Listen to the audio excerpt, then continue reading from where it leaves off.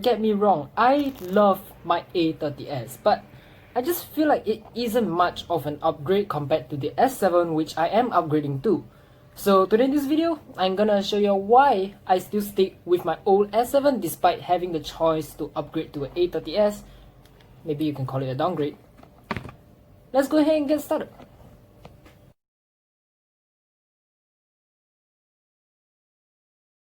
The A30s is good, don't get me wrong.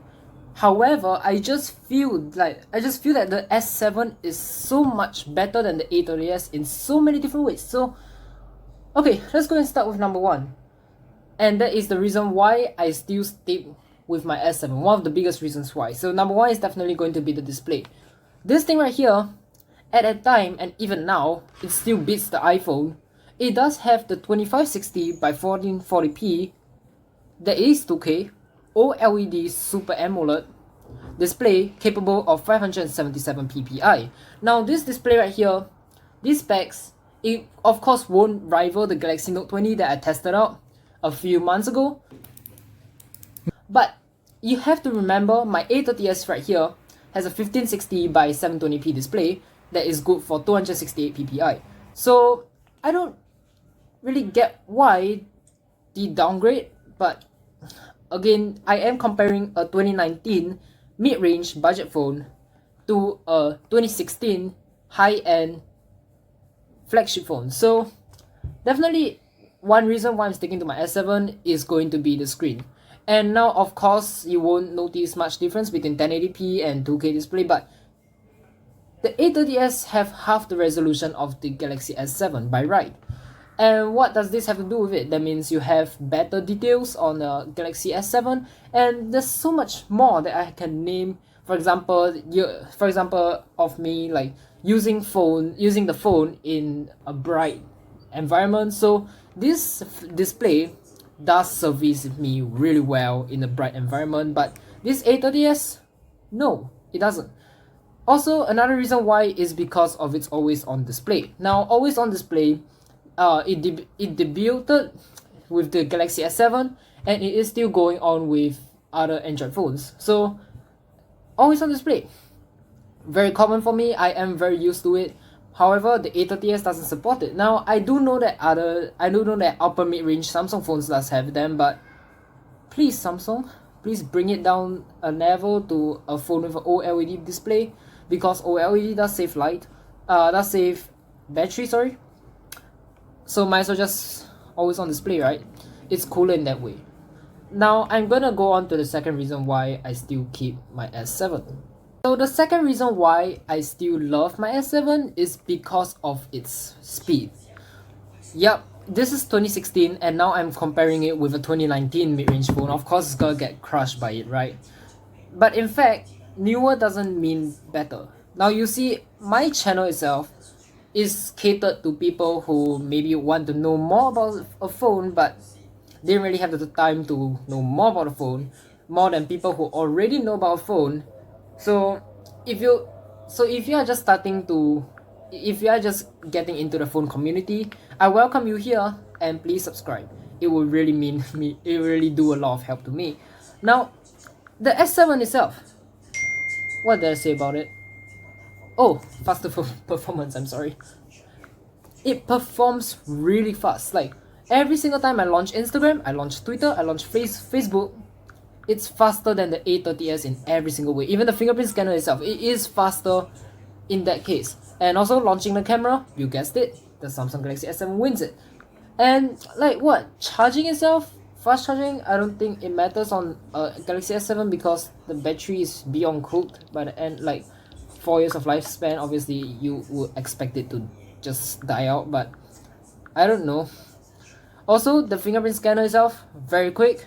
I like it. It is very accurate, very quick in 2016, and it's still quite fast in 2020 as compared to in-display fingerprint scanners. I believe this one is one of the faster ones out there, and I mean it is still fast. It's a really fast phone.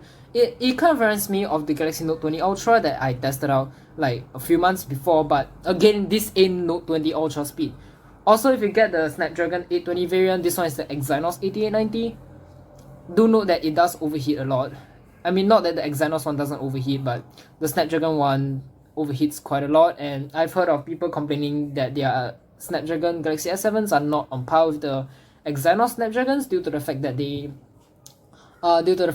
it does overheat and the processing power itself will just go down to its mid-range processing power back in 2016. So speed-wise, yes, it is still a speedy phone in 2020, but do I recommend you all to upgrade to a S7 as a temporary phone? Yes, but if you are using it as a permanent phone, don't, because it is kind of an aging phone. It really won't get any more software updates.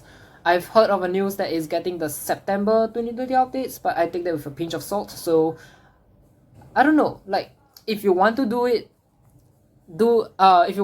maybe use the S7 for a short while and then just upgrade to another phone. But if you are using it like me, you are probably considering the same factors on why I still stuck with my S7. So let's go and move on to the next point. The next point is because of how this thing is reliable. Now, if y'all can tell, Samsung phones, Galaxy A series phones exactly, of 2019, their standards have dropped significantly. So what do I mean is definitely the durability of the phone. No matter how much I drop my S7, it have never cracked once, except for the one point that I accidentally squished the screen and it just broke, so I have to get a replacement screen. By the way, this replacement screen is really cool, so thank you KHL at Carousel for helping me out to source the screen. Link in the description. Now, the A30s itself, it's not a bad phone, except for the fact that it does have durability issue. 1 month after owning the phone, I started noticing some discoloration happening on the speaker of the phone. Basically, the frame started discoloring for no good reason. And then, like, what, 2 weeks later, 2 weeks after the initial thing, I started noticing a little bit more discoloration on the frame of the phone. I mean, it's not that I really care about it, but 1 month later, or a few months later, after owning this phone, I remember it's 5 months later, exactly 5 months later, I dropped the phone face down with a screen protector by accident, obviously, because I am seriously clumsy. The screen cracked, and I just can't get why.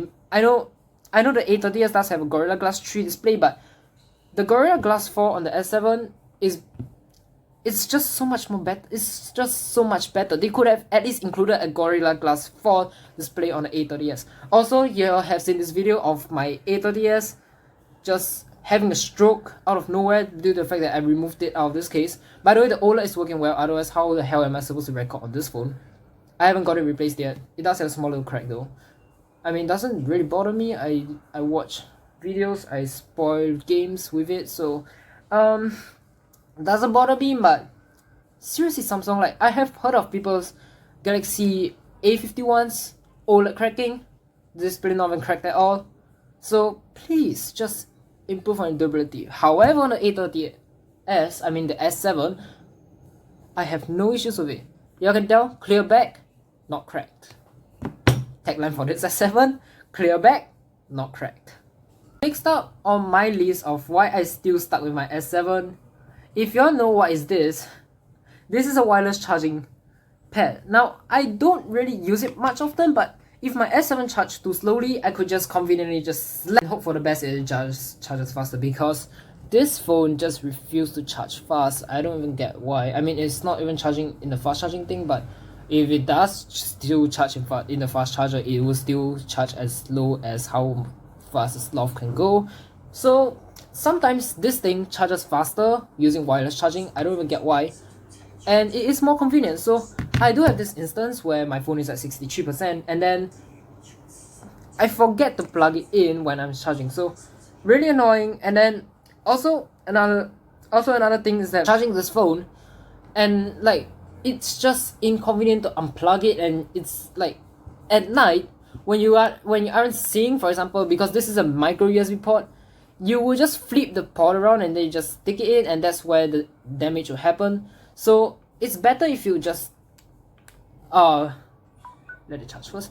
It's better if you just plug this into the wireless charging cord and then you just let your phone rest on it and let it charge. So definitely a big advantage. Now I know the A30s does have USB Type-C, but it is more convenient to just place your phone on the wireless charger and then take it out once you are ready to go. You just don't have to unplug any cables and no messing around with cables. So pretty cool. I mean, the wireless charging pad itself does require a cable, so I don't know, it's just so much more neater, and you don't even have to unplug your phone due to the fact that you are charging it. So personally, wireless charging I think is the future, but it's still quite messy right now. Apple stopped $40 wireless chargers. I could pick this one out for 18, for goodness sake, and it still runs as fast, and it still can charge my phone really well, except for the fact that it does overheat with wireless charging. That one I'll cover in a future video. And second to last, I'm gonna tell you why I still kept my S7. The reason why is because I love bezels. Now, it's like, the thing about the bezels, sorry for this messed up iPhone 6, is that when you're gaming, you can hold on to the bezels while you're gaming, and then it won't really affect how you gameplay or something like that. With newer phones though, I mean, if you do have a chin on the phone, that one is easier to game on, but if you don't have any chin, it's just full screen, there's no way for you to play a game and like not get accidental touches. I have a lot of accidental touches while playing Among Us on this A30s. Big bezels on this phone allow me to game more efficiently, especially Among Us, so definitely why I'm sticking to this S7. Now finally, I gotta talk about this like serious, like fucking serious. Alright, let's start. So last but not least, why I still stuck with my S7 is because it's got sentimental value. Now, you have noticed this writing already. I don't want to say too much about it because I might just get over sentimental and start to cry, but I'm just gonna show y'all a picture of this. So there is a reason why there's this name right over here. Y'all can immediately tell from my ugly handwriting that it is its name. Now, yes, it is a pet's name, and it happens to be my hamster's name. So I mean, my father got this phone just at launch date when my hamster's still alive. So, and then this is a hand down phone for me. 2019 onwards, I decided to make the phone clear. So aside from making it clear, what did I do is I decided to write down her name, because a clear phone is kind of unique, and I wrote it down because I really do miss my hamster. The come thing of it, I just couldn't see myself upgrading to an A30s, which doesn't allow a clear back for me to write my hamster's name down. It's just, I just feel so naked without my hamster's reference. Y'all will start to call me crazy, but I think otherwise. And also another reason why is because of a heart rate monitor. That one I'll cover in a future video, but as for now, these are the reasons why I still pick my S7 over the A30s. Now, thank you so much for watching. Hope you enjoyed this video, and hope you understand my choice, my pick on the Galaxy S7. Now as for this A30s, it will be sort of my iTunes phone, if you get what I mean, like sort of an iPod phone or something like that. And it can also be a backup once my S7 battery dies, due to the fact that the battery on the S7 is really trash. This is the Exynos one, it's still trash, obviously, but that remember when the Exynos variants just outperforms the Snapdragon variant? Those are the days.